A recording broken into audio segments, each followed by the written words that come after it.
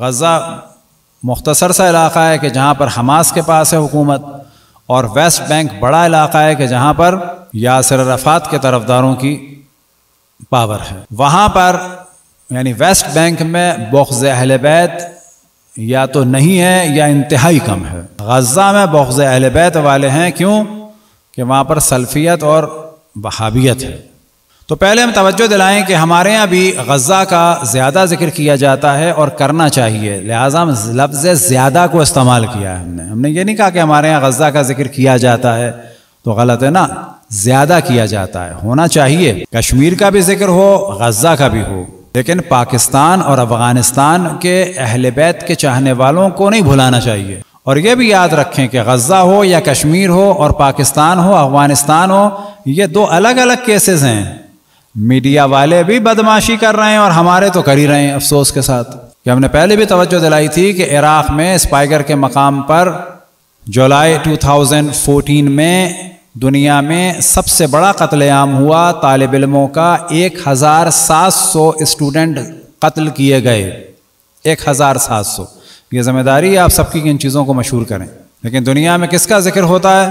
پشاور میں army public school کا 115 بچے، وہ بھی ہمارے بچے تھے، ان کے مارنے والے بھی دیوبندی تھے، آسمان سے نہیں آئے تھے۔ ہمارے بچوں کو مارنے والے بھی یہ دیوبندی اور سلفی مکتب فکر کے تھے۔ 1700 تھے، مگر وہ کہ اسپائگر کی کیڈٹ کالج پر حملہ کیا تھا، 15 سال سے 20-21 سال کے بچے تھے، کچھ اس میں بڑے بھی تھے، لیکن 1700 میں سے اقلاً 1650 بچے تھے، لیکن اس کو خود ہمارے لوگوں نے بھی ذکر نہیں کیا۔ کیا تعصب ہوگا؟ کیا تعصب ہوگا؟ اپنی مظلومیت کو بیان کرنا تعصب ہے۔ تعصب یہ ہے کہ ہم یہ کہیں کہ جی اب کسی اور مذہب کے بچوں کو مارو۔ ہم کھل کے کہتے ہیں کسی بھی دین مذہب کے افراد کا قتل صحیح نہیں ہے۔ اور دشمنوں نے کیا کہا کہ یہ فوجی تھے، نہ فوجی نہیں تھے، کیڈٹ کالج الگ ہوتا ہے، فوجی الگ ہوتے ہیں۔ تو ہمارے لوگوں کی یہ نادانیوں کا نتیجہ ہے، کیونکہ توجہ نہیں دیتے۔ انہی نادانیوں کا نتیجہ یہ ہے کہ کشمیر کو، غزہ کو، پاکستان کو، افغانستان کو ایک لیول میں رکھتے ہیں۔ یہ غلط ہے۔ کشمیر ایک ریاستی مسئلہ ہے، مذہبی مسئلہ نہیں ہے۔ کشمیر کا جیسے مسئلہ ہے ویسے بلوچستان کا مسئلہ ہے، اس میں بھی لوگوں کی زبان نہیں چلتی ہے۔ بلوچستان کا مسئلہ مذہبی نہیں ہے، ریاستی مسئلہ ہے۔ کشمیر کا مسئلہ مذہبی نہیں ہے، ریاستی مسئلہ ہے۔ اسرائیل کا مسئلہ مذہبی نہیں ہے، ریاستی مسئلہ ہے۔ لیکن پاکستان میں جو لوگ مارے گئے ہیں، دنیا میں سب سے بڑا فگر ہے، دین کے نام پر، مذہب کے نام پہ مارے گئے ہیں۔ افغانستان میں جو مارے جا رہے ہیں وہ مذہب کے نام پہ مارے جا رہے ہیں۔ یہ شعور ہمارے افراد میں ہونا چاہیے۔ یہ شعور دوسرے افراد نہیں پیش کریں گے آپ کو، دوسرے افراد سلائیں گے آپ کو۔ یہاں پر سوال کیا جاتا ہے کہ کتنی بڑی تعداد میں شیعت کے نام پر کیا کشمیر میں مارے گئے؟ لیکن ہم کہیں گے کہ ہاں مارے گئے، لیکن انڈین آرمی کے ہاتھوں نہیں ہیں۔ کشمیر میں شیعوں کے 10 تاراج ہوئے ہیں، یاد رکھیں، 10 قتل عام منظم، اور وہ سب کے سب کیے ہیں متعصبین نے، دشمنان اہل بیت نے۔ اور آج ہمارے لوگ انہی متعصبوں کو پاور دلانا چاہتے ہیں، پاکستان میں بھی اور کشمیر میں بھی۔ جن کو مجاہد کہہ کے پیش کیا جاتا ہے، ان کے علاقوں میں آزاداری نہیں ہو سکتی، تو سوچیں کہ جب یہ پاور میں آ جائیں گے تو کیا ہوگا۔ کشمیر کے مومنین کو بھی شعور نہیں ہے، اگر وہاں کوئی عالم گفتگو کرتا ہے تو اس کے پیچھے لگ جاتے ہیں۔ بابا سوال کرو کہ کشمیر کے وہ لوگ اگر مظلوم ہیں، ہم سب مظلوموں کے ساتھ ہیں، لیکن سوال کرو کہ کشمیر کے وہ مجاہد کہ جو اپنے محلے سے رسول کے نواسے کا جلوس نہیں گزرنے دے رہے، کشمیر کے وہ مجاہد کہ جو حسین کا نام لینا پسند نہیں کرتے، کیا انہیں حق پہنچتا ہے کہ وہ انڈیا کی مخالفت کریں جبکہ یزید کے دفاع کرتے ہوں؟ انڈیا کی مخالفت ضرور کریں، مظلوموں کی حمایت ضرور کریں، لیکن انڈیا کی مخالفت سے پہلے رسول کی نواسیوں کو اسیر کرنے والوں کی مخالفت تو کرو۔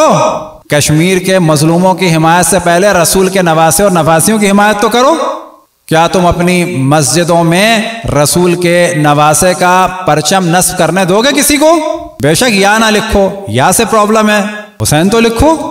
ہمارے وہاں پہ نادان لوگ چاہ رہے ہیں کہ ان متعصبوں کو حکومت دے دی جائے۔ کھل کے مولویوں میں بھی جرت نہیں ہے بات کریں، ہم کرتے ہیں آخر میں۔ آپ ان متعصبوں کو مجاہد بنا کے کشمیر پیش کرنا چاہ رہے ہیں کہ جنہوں نے پہلے 10 دفعہ تاراج کیا ہے شیعوں کا، تو کشمیر کا معاملہ الگ ہے، یہ ہم نے کلیئر کر دیا۔ اب آ جائیں اسرائیل۔ اسرائیل میں یہودی الگ معاملہ ہے، زائنسٹ الگ معاملہ ہے، مکس نہیں کرنا چاہیے۔ ہمارے دیندار لوگوں کو بھی، مولوی ملاؤں کو نہیں پتا بابا یہودیوں میں بھی فرقے ہیں، ان کے جو آرتھوڈاکس ہیں وہ اسرائیل کی آرمی میں نہیں جاتے ہیں، حرام سمجھتے ہیں۔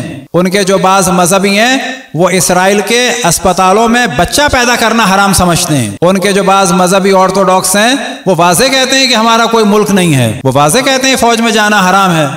اس وقت ایک بہت بڑا پرابلم یہ ہے کہ وہاں پر جو جوئش کمیونٹی کے آرتھوڈاکس ہیں وہ اسکول نہیں جاتے، صرف تورا پڑھتے ہیں، وہ آرمی میں جانا حرام سمجھتے ہیں۔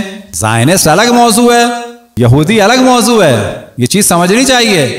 بالکل ویسے ہی جیسے اسلام الگ موضوع ہے، دیوبندیت و طالبانیت القاعدیت الگ موضوع ہے۔ اگر ہم یہ پریشان ہیں کہ یورپ والے تمام مسلمانوں کو طالبان اور القاعدہ سمجھ رہے ہیں تو آپ بھی تو اتنے ہی عقل کے ہیں، آپ بھی تمام یہودیوں کو زائنسٹ سمجھ رہے ہیں۔ اگر ان میں عقل نہیں ہے تو آپ میں کہاں عقل ہے؟ اگر وہ مسلمانوں پر ظلم کرنے والوں کو اچھا کہہ رہے ہیں کیونکہ مسلمان دہشت گرد ہیں تو آپ بھی تو یہودیوں پر ظلم کرنے والے ہٹلر کو اچھا کہہ رہے ہیں۔ آپ سے مراد نہ کہ شیعہ الحمدللہ، شیعہ نہیں ہٹلر کی تعریف کرتے اور نہیں کرنی چاہیے، لیکن ہمارے اہل سنت تعریف کرتے ہیں ہٹلر کی۔ کیوں؟ یہودیوں کے بغض میں، کہ جس نے ٹیکنالوجی بنائی کہ جو دنیا میں کبھی ایسا نہیں ہوا کہ جدید ٹیکنالوجی بنا کر اہتمام کر کر کسی قوم کو اس طرح سے قتل کیا گیا ہو۔ بس کسی کے بھی ظلم کی تائید نہیں ہونی چاہیے، لیکن جو اصل مسئلہ ہے کہ وہ ریاستی مسئلہ ہے۔ لیکن افغانستان میں مذہب کے نام پہ مارا گیا ہے اور ہنگامے ہو رہے ہیں۔ اب یہ کہا جائے کہ جو IS والے ہیں تو سوال یہ پیدا ہوتا ہے کہ جو پاکستان میں اس وقت FIR کٹ رہی ہے، پنجاب میں خصوصاً، وہ کس بیس پہ کٹ رہی ہے؟ کس بیس پر کٹ رہی ہے شیعوں پر FIR؟ لگاتار اندرون سندھ اور پنجاب میں عزاداری پر FIR کٹ رہی ہیں۔ کیا غزہ میں نماز پڑھنے پر FIR کٹتی ہے؟ یا مثال کے طور پر خود اسرائیل میں مسلمانوں کو عبادت کرنے پر پابندی ہے؟ یا ویسٹ بینک میں پابندی ہے؟ آنکھیں بند کر لینے سے مسائل حل نہیں ہوتے، ڈسکس کرنا چاہیے۔ ہمارا پورا ایک ڈسکشن ہے کہ جب انجینئر محمد علی نے کہا تھا شیعت ختم ہو چکی ہے اور یہ دو فرقے ختم ہو گئے ہیں، ایک مثال کے طور پہ ظاہراً بریلویوں کو کہا تھا اور ایک شیعوں کو، یہ مر گئے ہیں، ختم ہو گئے ہیں، اب کوئی دنیا میں شیعہ نہیں ہوگا، چلتی پھرتی لاش ہیں۔ تو ہم نے پوری ایک سیریز بنائی تھی، مصر میں شیعہ، الجزائر میں شیعہ، تیونس میں شیعہ، فلسطین میں شیعہ، کافی تھیں۔ تو اس میں مخصوصاً آپ لوگ جا کے دیکھیں فلسطین میں شیعہ، یہی فلسطین کے حماس والے کہ جن کو ایران نے بھی سپورٹ کیا، لبنان نے بھی کیا، اچھا کیا، مظلوم کو کرنا چاہیے سپورٹ۔ لیکن آپ کو تعجب ہوگا جب وہاں پر کچھ لوگ شیعہ ہوئے اور ان شیعہ نوجوانوں نے اپنی ملیشیا بنائی، ان بنانے والوں میں سر فہرست ہے ہشام سالم۔ اس ملیشیا کا نام تھا، ان چیزوں کو لکھیں پڑھیں، اس ملیشیا کا نام تھا الصابرین۔ 2019 میں وہ پوری ملیشیا جو ہے ختم کر دی، نہیں معلوم اس کے جوان زندہ ہیں کہ مار دیے گئے۔ کن لوگوں نے؟ یعنی اسماعیل ہانیہ نے اور خالد مشعل کی پارٹی الحماس نے۔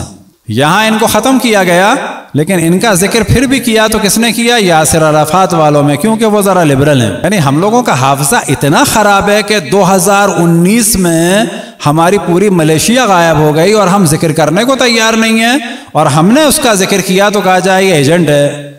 یعنی اپنا بھائی اگر ہمارا قتل ہو جائے اس کا ہم ذکر نہ کریں، ہمارے افراد قتل ہو جائیں ان کا ذکر نہ کریں، ان کو غائب کر دیا جائے ان کا ذکر نہ کریں۔